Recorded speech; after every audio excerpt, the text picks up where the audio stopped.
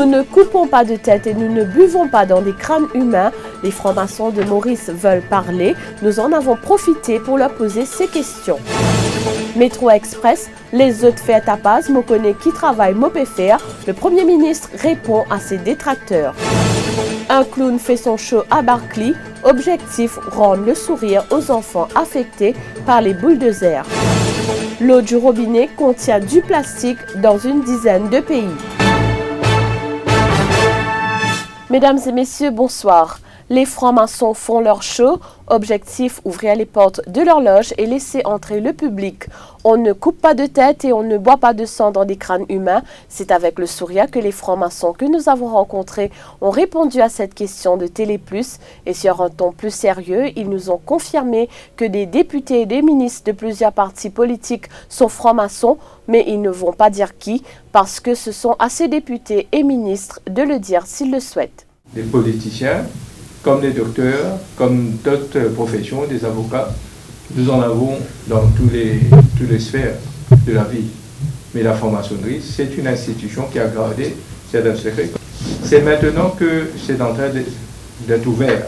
For your information, I would be ready to tell you that we have members de tous les bords, even from political parties. But unfortunately, I won't divulge their identities. It's up to them to divulge them.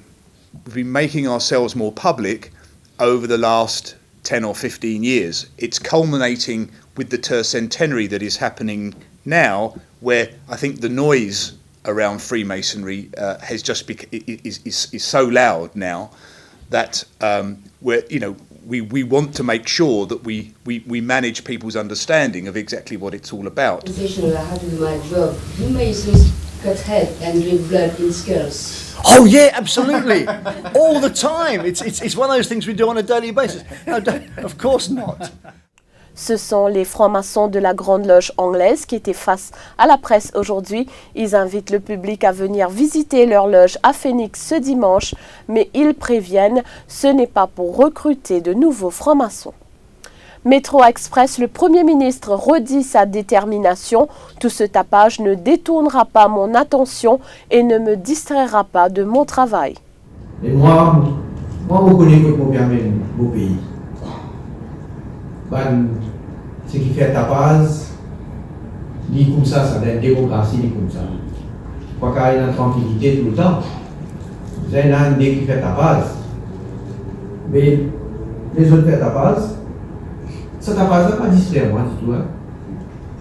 Il ne pas détourner l'attention de travail qu'on a pour faire. La cause, ça veut dire, nos priorités, c'est concentrer, moi et au gouvernement, nous concentrer sur le travail que nous avons fait. Nous pouvons faire aller avec conviction. Pas pour une personne qui pouvait mettre bâton dans le lave. Faux de dire que je suis parti en catastrophe. Propos d'Étienne Sinatambou après la réunion houleuse à Barclay.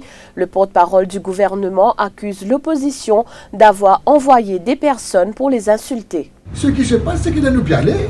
D'ailleurs, si je te regarde ma vidéo, nous pouvons à l'aise, d'accord? Et on vous a dit, viens avec moi, nous allons blaguer, voici, nous allons dans la même direction. Moi, j'ai dit, ok, mon viens toi. C'est tout.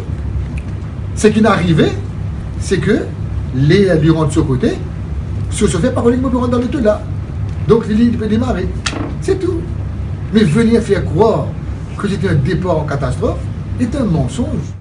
La famille Rojubali réclame une compensation de 5 millions de roupies. C'est ce qu'a affirmé son avocat Youssouf Mohamed.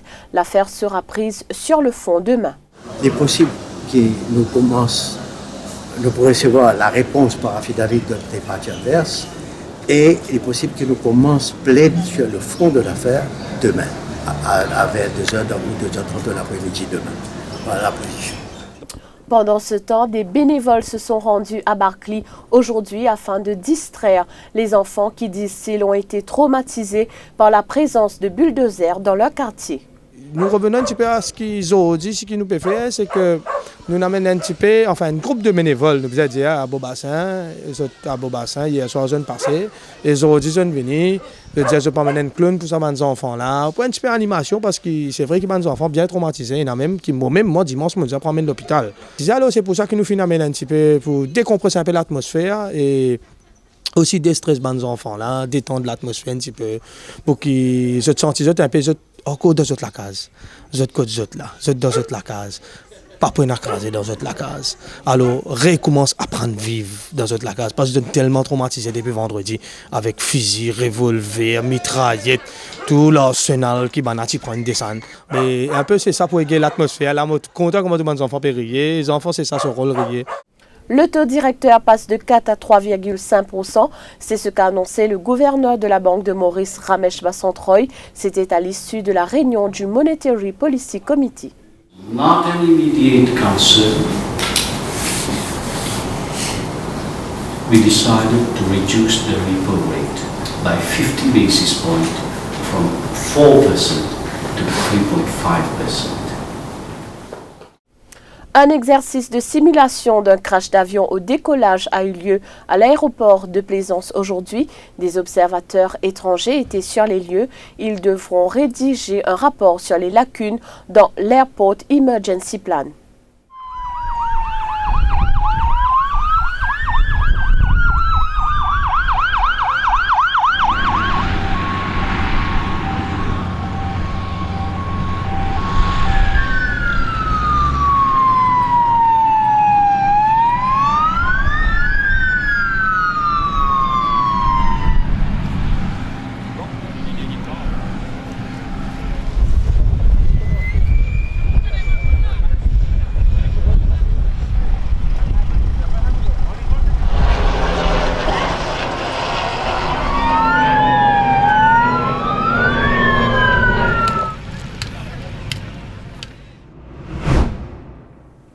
Irma, qui a frappé ce matin l'arc des Antilles, s'affirme comme l'ouragan le plus puissant jamais enregistré dans l'Atlantique.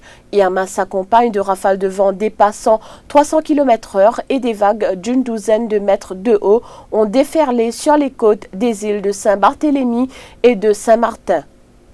Des scientifiques ont analysé des échantillons de 500 ml d'eau du robinet d'une dizaine de pays. Les résultats de cette enquête d'Omedia partagée avec le Guardian sont alarmants.